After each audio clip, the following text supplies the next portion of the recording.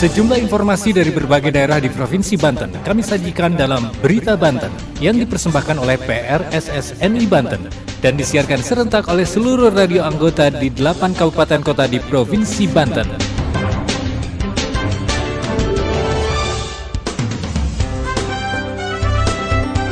Anda kembali bersama kami di Berita Banten PRSSNI Banten edisi hari ini Jumat 4 Agustus 2023. Sejumlah informasi dari berbagai wilayah di Provinsi Banten kami hadirkan kembali untuk Anda yang disiarkan serentak oleh seluruh radio anggota di 8 kabupaten kota di Provinsi Banten. Dan inilah informasi utamanya.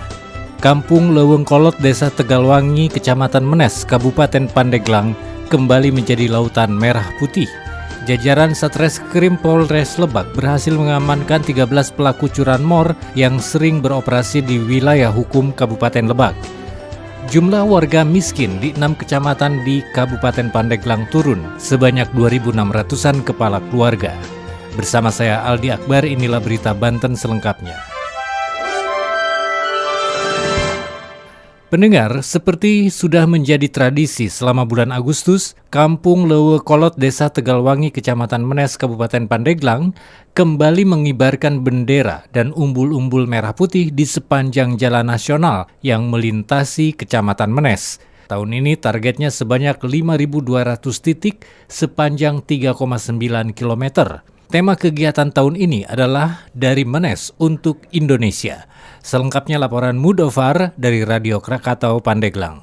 Kampung Lewengkolot, Desa Tegalwangi, Kecamatan Menes, Kabupaten Pandeglang, Banten kembali mengibarkan bendera dan umbul-umbul merah putih di sepanjang jalan nasional yang melintasi Kecamatan Menes.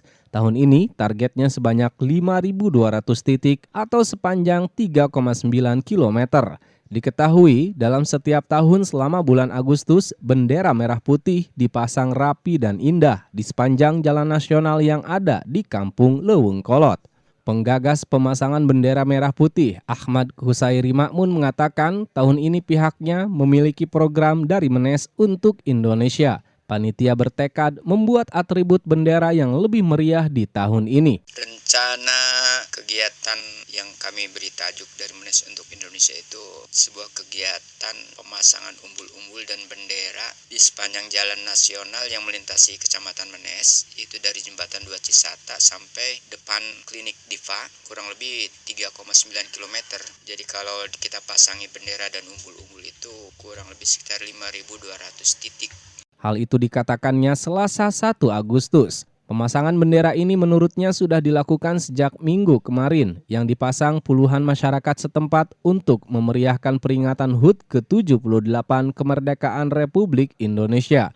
Menurut Aak, pihaknya melakukan hal itu untuk meningkatkan kebanggaan serta jiwa nasionalisme cinta tanah air kepada masyarakat. Tujuan utama kita mengingatkan kembali rasa nasionalisme kita yang menurut saya sekarang nyaris sangat menipis gitu ya, terutama di generasi-generasi muda yang sekarang. Sebagai contohnya aja, mereka lebih hafal lagu-lagu Korea mungkin daripada lagu-lagu kebangsaan, lagu-lagu perjuangan, lagu-lagu daerah. Saya yakin itu ya. Sampai saat ini pihaknya belum mencapai target dari yang diharapkan karena pemasangan bendera baru sepanjang 1,5 km. Ia mengaku terkendala dari masalah pendanaan, mengingat untuk pemasangan ribuan bendera dan umbul-umbul membutuhkan biaya yang besar.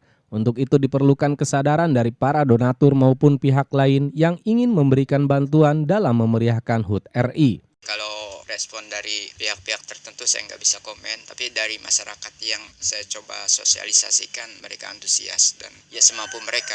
Hari ulang tahun kemerdekaan kita ya momentum ya untuk menyegarkan kembali rasa nasionalisme kita, rasa cinta tanah air kita, dan bangga jadi bangsa Indonesia. Saya Mudofar dari Krakatau Radio melaporkan untuk Berita Banten. Pendengar, jajaran Satreskrim Polres Lebak berhasil mengamankan 13 orang pelaku curanmor yang kerap melakukan aksinya di wilayah hukum Kabupaten Lebak. Dari ke-13 pelaku tersebut, sebanyak 10 orang bertindak sebagai pelaku pencurian dan 3 orang lainnya bertindak sebagai penadah. Berikut laporan Puja Pamungkas dari Gens Radio Lebak.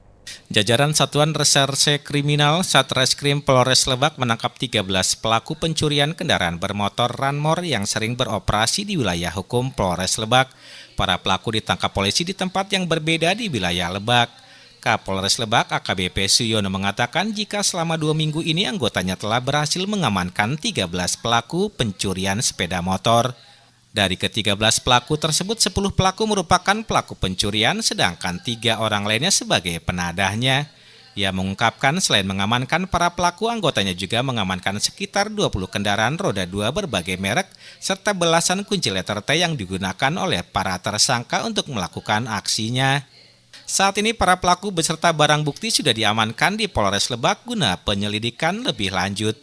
Sementara itu Kasat Reskrim AKP Andi Kurnia Eka Setiabudi mengatakan modus dari para pelaku yakni dengan membobol rumah, melakukan pencurian di tempat keramaian seperti pasar, minimarket, serta tempat wisata.